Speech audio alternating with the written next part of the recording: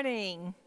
We welcome you, your family, and your friends to Unity Spiritual Center, where we honor the universal truths in all religions and respect each individual's right to choose a spiritual path. No matter who you are and where you might be on your spiritual path, you are always welcome here. My name is Jane McLean, and I am the platform assistant. Today we have Reverend Deidre Ashmore as our guest speaker, and Marcia, Osborne, and Kathy Murray as our musical guests. I have one reminder announcement. Please join us on Sunday mornings at 11 a.m. for a virtual social hour. You will find instructions on how to connect by computer, any mobile device, and landline phone on our webpage at www.unitybellingham.org. We look forward to seeing you. Now let's get centered before we say our 5 principles together. Take a deep breath in and a deep breath out.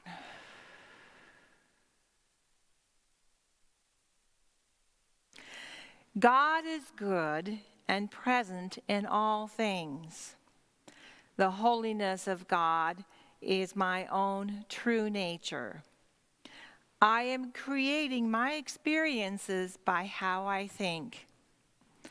My thinking is guided by my daily affirmations and affirmative actions. I follow and am sustained by these values in every way, every day. And today's daily reading is on faith. I let go in faith and trust my spiritual source. Faith is a power that frees me to let go of personal control. I do not have to manage my own way through everything. A wise grandmother once told her grandson, "Don't boss the job." She was telling him to trust his indwelling spiritual power. The perfect power of his divinity would direct him to perfect outcomes. His only call to action was to yield to that power. As I yield to my spiritual source, I trust my highest and best outcomes are unfolding for me. With faith, I surrender and find myself guided in ways that may surprise me. I release my need to have everything figured out in advance. Calling upon my faith, I trust in the perfection, intelligence, and love of the divine. And from 1 John chapter 5, verse 4. For whatever is born of God conquers the world. And this is the victory that conquers the world, our faith. And now let's welcome Reverend Deidre Ashmore. I have a special meditation today for us and for you.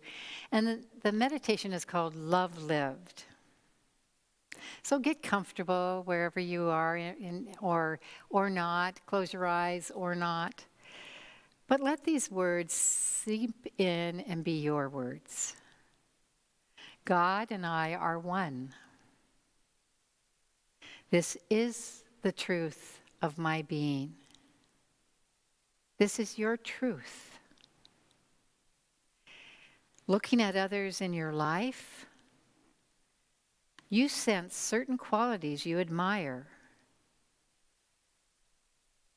This inward voice reminds you that to sense those qualities in others is to possess the potential within yourself. You honor the qualities of God wherever they may be sensed, and you attend to the potential within yourself. That means you give attention to the potential within yourself.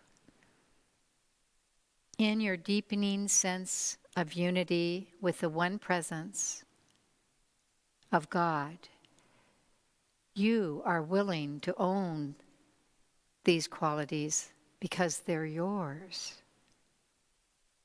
They live deep within you, being like gold, deep in the earth, to be brought into the open, refined, and given expression. You are enriched by the creation of your being.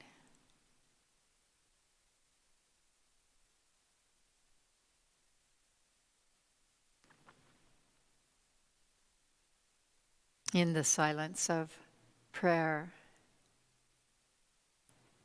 and meditation, we recognize that where there has been a sense of alienation, of closing off, there is a potential for love. You give attention to that sense of being connected to the God of all life, the presence of all life. You honor that sense and step forward in love.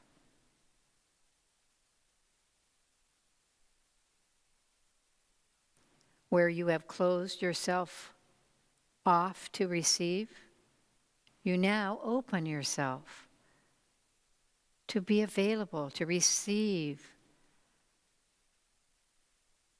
the potential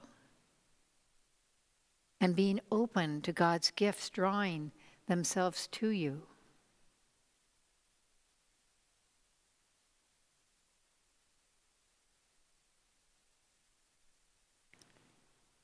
You have the capacity to receive and to respond with wisdom and loving appreciation in the silence of prayer.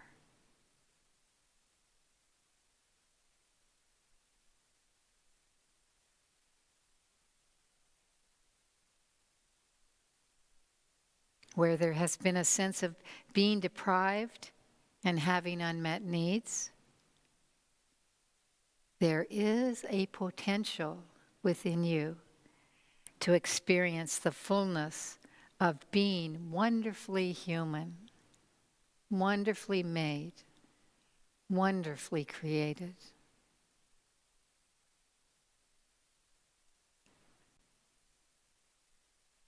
Do you know that you live in the midst of God's infinite love?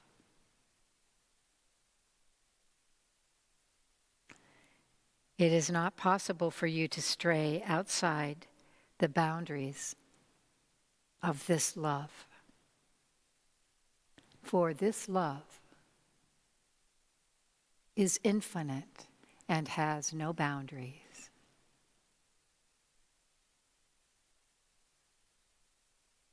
This is the truth of your being, of my being, of everyone's being. And so we say thank you. Thank you in gratitude and gratefulness. We know this is so. Amen.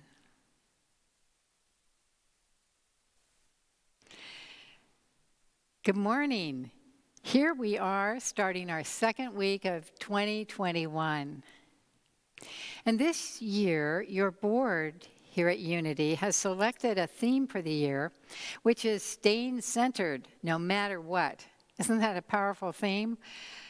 And this is a theme that many Unity churches in the Unity movement are also participating with in their year-wide program. Each month there will be a focus on the 12 powers, which is the program that Unity co-founder Charles Fillmore created. And the month, the power for January is faith. Each year when I start off the new year, I don't really write resolutions, although I think I like to reflect the past year, but then I start thinking about what I want to experience in the new year. And I believe that 2021 is really a year that we are set up to create a whole new way of being together. And so I'm going to share with you some of the things that I do when I'm visualizing or looking ahead at what I want to experience or to have happen in my life. And you're welcome certainly to use any of these things. Maybe you already do these things, but the first is visualization. I can't stress enough how important it is to visualize what we want. We're really good often at visualizing what we don't want, which is a form of worry. But when we visualize what we want, we're really on the cutting edge of creating a new reality. That's how it's done in spirit. Dr. Joe Dispenza says, a clear intention with an elevated emotion changes matter. That's how it works. That's how this idea of new thought, that's how we create our reality. A clear intention, so we have a perfectly formed thought. We see it, we feel it. The feeling is the elevated emotion. So it has to be a high emotion, a one of gratitude, a one of joy, a one of excitement. And then that's what shifts and changes matter. That is so powerful. So I visualize, I get the feeling, I have a feeling, and then I start thinking about, what is it? Sometimes I might write down, because I know writing is another powerful way of getting the thought from the pen or the pencil or from the keyboard into expression in a physical form on paper. That starts forming the vision. Asking, what would I like? What are some of the things I would enjoy? What would delight my heart? And then I also want to know how I feel. I ask, how am I feeling about this? Am I aligned with it? Is there any sense of maybe I'm uncomfortable because it's a big reach? That's a good thing. But I'm also excited because I would love that. So that's another question. Ask yourself, what would I love? And that changes everything. Even when we're in the midst of, the stories that go on in my mind, boy, I make up stories, and I'm in an argument with someone, and they're not even in the room, or it hasn't even happened, and then I stop and say, that's not what I want. Why would I do that? Why would I project that? What would I love? I would love harmony, and I would love easy flow of communication and connection. And so what about life? What do I want for my life, my health? What would that look like? What would perfect health look like? See, it's important that we know what it looks like, so when we're in it, we recognize this is it. We want to know, and so go with whatever speaks to you, whether it's visualization or a feeling. Use whatever gift you have, and you know what that is. And if you don't know, try everything. I also like to reflect on who I am. So I know that I'm a lifelong student. I'm very curious. I'm a spiritual explorer. I'm an encourager. And I'm an engager. I like to engage.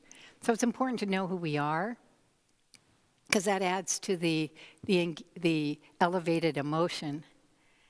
And what I've discovered over the years of doing this work is that we have to take some kind of action. We have to, as we're guided from within, because that's how Spirit speaks to us. That's how the universe talks to us. That's how God communicates with us.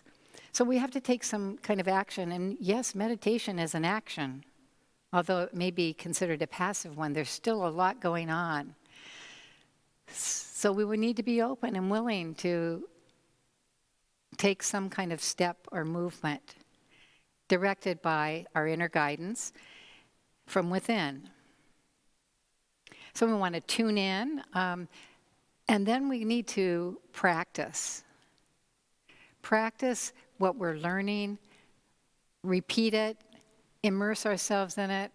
That's why I just love unity so very, very much. It's been around, since the turn of the century, of the 19th century. And there's nothing like it. I come back after maybe taking a break, but I always find myself being met wherever I am on my path. And so there's so much wisdom in unity, and we can return to the basics time and time again. But I also know that it's important that we can't have what we perceive out there. If our life isn't going so well, the good news is we can change how we feel about it. We may still have the same conditions, the same circumstances, but how we respond to them makes the difference. So the reason we don't have what we want yet is because we haven't changed our consciousness, our receptivity to attract and to be in the new circumstance, the new situation, the new condition. We used to say, well, I've got to have it, and then I can do it, and then I'll be it. No, it doesn't work that way. We have to be it first, and then we have to do what we're called to do to become that new being, that new person, to be receptive, and then we'll have it. So I love how it works, the power of creation, first in thought and then emotion, the feeling, and that creates the experience. That brings the matter into form. The other thing is we must be willing to change. How often, and myself included, have I moaned about the situation, but what's my part in it? I seem to be the person the main character in my story. And so, am I willing to change? And if I am willing, how am I willing to change? And what am I willing to experience? What am I willing to take on? How am I willing to be different and think differently and do different things? So we must be able to become it, whatever that it is. We must seek the consciousness first. And you do know, don't you, that we live in a world of unlimited possibilities. Unlimited possibilities. In the quantum field, it's unlimited. And if you don't know this, start playing with the idea. Start thinking about it. Oh my gosh, what if this were possible? Anything is possible. All things are possible, and they're unlimited. So look at all the possibilities. And if you can't do it for yourself, find a friend or someone who can do that with you. It's really important to have that support. Here's the other thing that we need to know and remember, that the universe is always conspiring on our behalf. Always. There's a name for this. It's called pronoia, P-R-O-N-O-I-A, pronoia, as opposed to paranoia. The world is not working for me. It's against me. It's not true. It's always working on our behalf. And isn't that a good thing? I mean, those are the things, like the cosmic 2x4 sometimes. There's a gentle tapping or, offering a hand, come this way. And then some of us no, I got to do it I got to do it my way. And we sink our teeth into it. No. And then something happens that's so dramatic. It's so out of left field that we can't even fathom it. It's sometimes taking us to our knees. And that's a wake-up call. We call those wake-up calls, don't we? Because they can be so devastating. And usually a sign for us to think differently about our life. COVID. Think differently. Be different. And the other thing that is good that I recommend we must have, I'm not usually good with must, but it's important to have an open heart. We need to be able to embrace love, because if we think about what we would love, that keeps our heart open, keeps us receptive to be a attractor field for what we are wanting or wanting to experience. It gives us the awareness of these possibilities. It gives us awareness of opportunities. Opportunities are always presenting themselves to us. And the question is, do we see them? Are we available to them? And the more we do this work of being centered and really visualizing and knowing that we're one with the one, the more we will start seeing opportunities presenting themselves to us. And so we don't have to go necessarily forcing or pushing ourselves. We can stand in it and just watch and see, and we will become that attractor field. It's so exciting. You know, in the heart there's a little valve, and when it's open, everything flows, and when it's closed, it stops the flow for a little bit. It's the beating. But I'd like to think that the heart, when the valve's closed, it's fear. When the valve's open, it's love. In reality, they're working together, actually, to keep the system going. But I'm using it here with the idea of our hearts being open.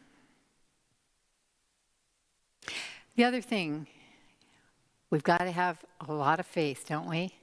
Some good, steadfast faith. One of my favorite unity poems is the Prayer of Faith by Hannah More Kohaus. Let me share it with you. God is my help in every need.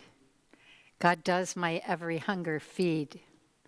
God walks beside me, guides my way through every moment of the day. I now am wise, I now am true, patient, kind, and loving too. All things I am, can do, and be, through Christ the truth that is in me. God is my health, I can't be sick. God is my strength, unfailing quick. God is my all, I know no fear, since God and love and truth are here. That's a good one to memorize, friends, because it's powerful.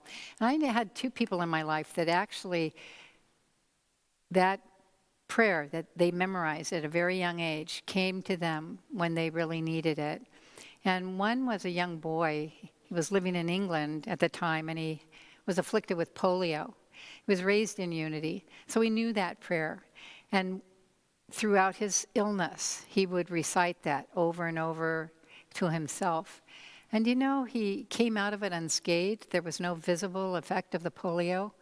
He also moved to this country and is considered to be the founder of the Human Potential Movement. The greats of like Werner Erhard of Est and Thomas Hanley, Lifespring, a lot of those people studied with this man, Alexander Everett. And the other was a unity minister who's recently made his transition, but he was just a powerhouse, a wonderful individual. He once told me that, this was probably 10 years ago, he was getting out of bed and he knew something was happening with his body. And what was happening was he was in the midst of a stroke. And there are the words for the prayer, God is in my help in every need. God does my every hunger feed. He started reciting it. And so he consciously went through the experience. And he too, you would not know when he was telling me the story that he had a stroke. Wow. So we never know when these things that we learn, that we integrate, that are in our being, when they're right there, they come in because we're changing our consciousness. And so we attract what we are. That's sometimes painful, isn't it? When we see the people or things that we don't really like. But it's the energy. Every business, every place has its own energy and attractor field.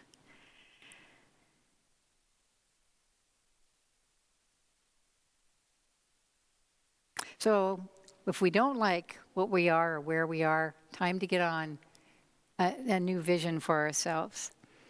We also attract that which we desire or that which we don't desire. It's always going on.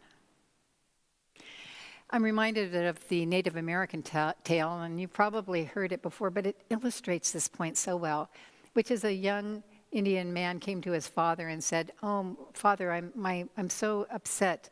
I have fear, and then I have of love. And in my mind, in my dream, there are two dogs. One is a black dog and one is the white dog.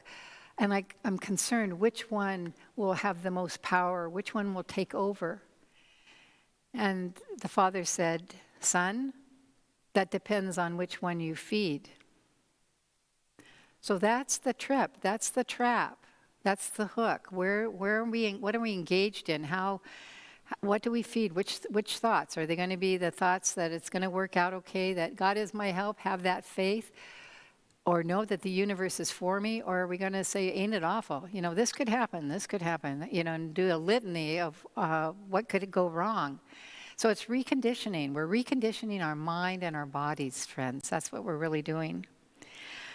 Charles Fillmore, in his book Talks on Truth, reminds us, many who have found the law of true thinking and its effect wonder why supply does not come to them after months and years of holding thoughts of bounty.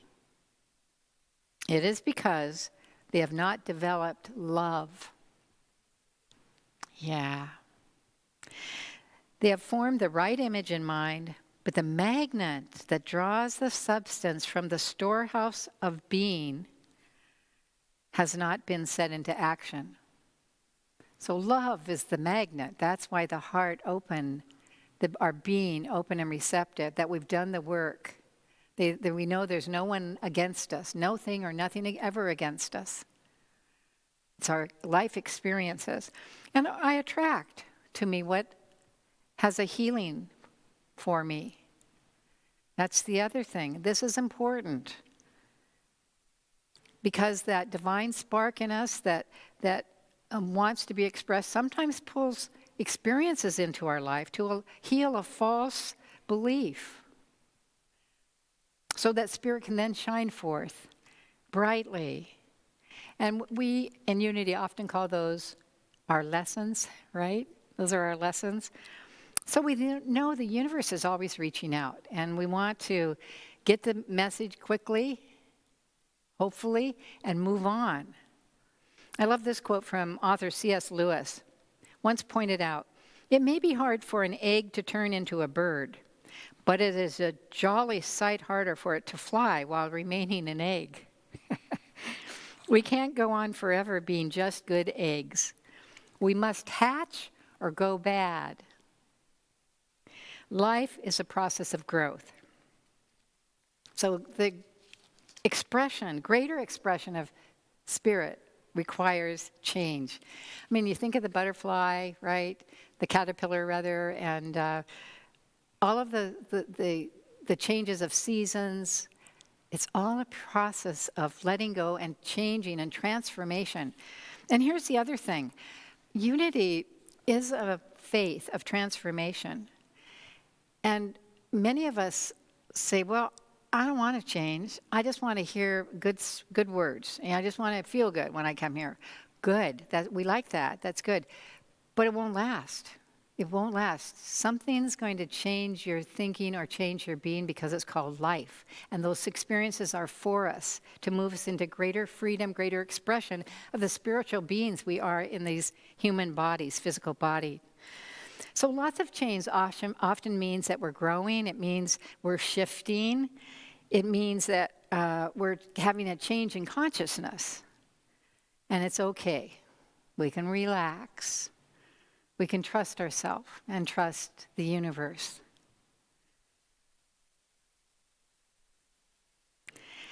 Then we also are attractors. We attract, which I may have a healing to give someone. Someone may need you for who you are and what you know and how you are.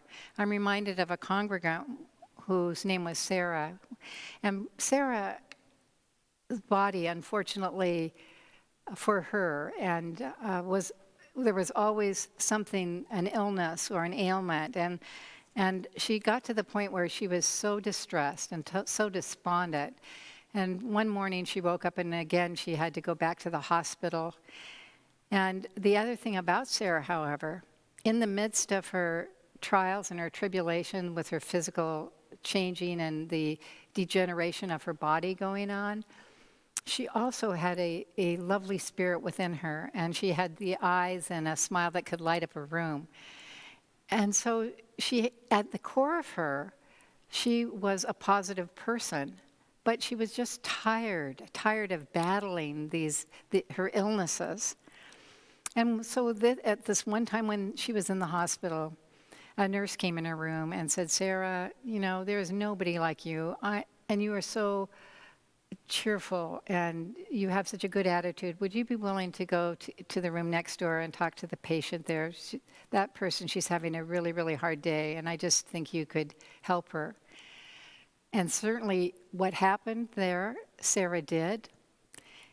And while she was talking with this person and while she was sharing, you know, they were sharing experiences and Sarah was offering encouragement, a light bulb went on in Sarah's mind. She realized in her heart that this is what she loved and was meant to do, to be with people and support them in their healing. And wouldn't you know, all of her symptoms fell away. It was in that moment of giving of herself, just of pure love, just for altruism, no thought of gain or reward. She herself was healed. So we can't be afraid of change. We don't want to be afraid or resist it. So we want to be grounded. Let us know we are grounded by the change in the changeless, the cosmic isness and the wholeness of love. That is constant. And that never changes other than gets bigger for us.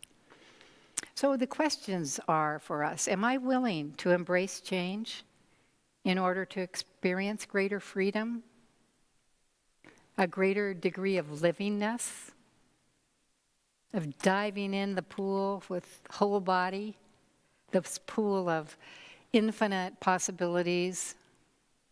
Am I willing to move through change in order to experience the miracles that God, the universe, has for me? To experience more. What if there's more?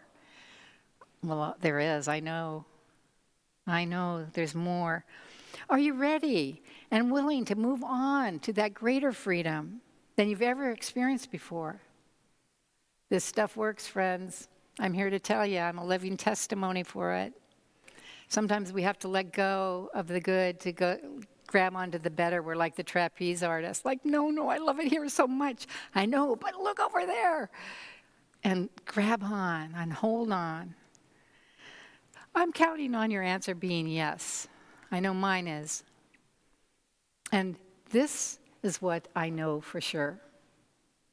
That when we change the way we look at things, the things we look at change. God bless you, my friends, and namaste. Thank you, Reverend Deidre, for being with us today. We have now reached the part of our service that we get to give, to practice the abundance that we are. There are two ways that you can give. You will find that information at the end of the service. We are always grateful for your generous gift. As you consider your gift, affirm, I give freely and joyfully, for God is my source, and I have abundance in all areas of my life. Please say with me our offertory blessing. Divine love, as me, blesses and multiplies all that I have, all that I give, and all that I receive. Let's welcome our musical guests, Marcia Osborne and Kathy Murray.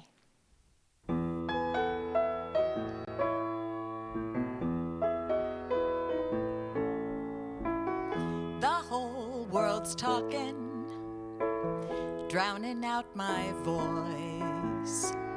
How can I hear myself with all this noise?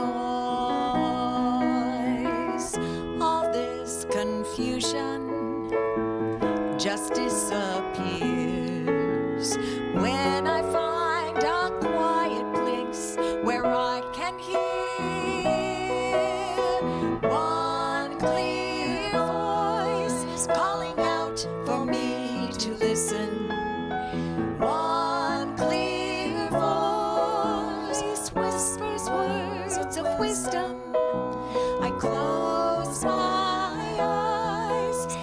find what I've been missing. And if I'm very still, I can hear one clear voice.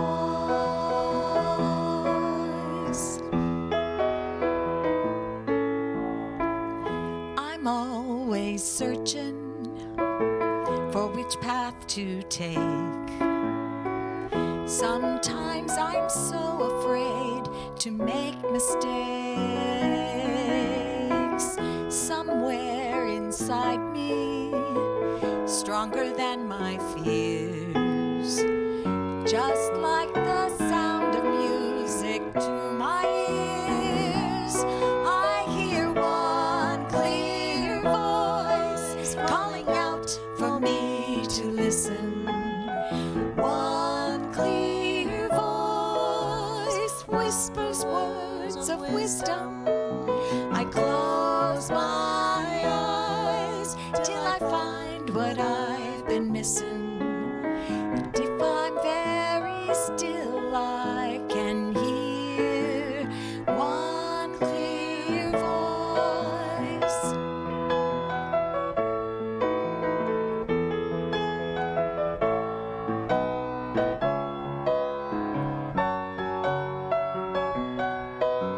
I close my eyes till I find what I've been missing. And if I'm very still, I can hear one clear voice.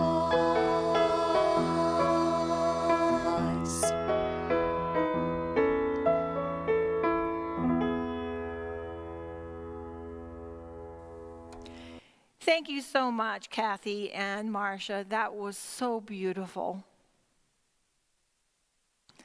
We are at the end of our service. Let's say our prayer of protection. The light of God surrounds us. The love of God enfolds us. The power of God protects us. The presence of God watches over us. Wherever we are, God is, and all is well. Thank you for being with us today, and have a blessed week.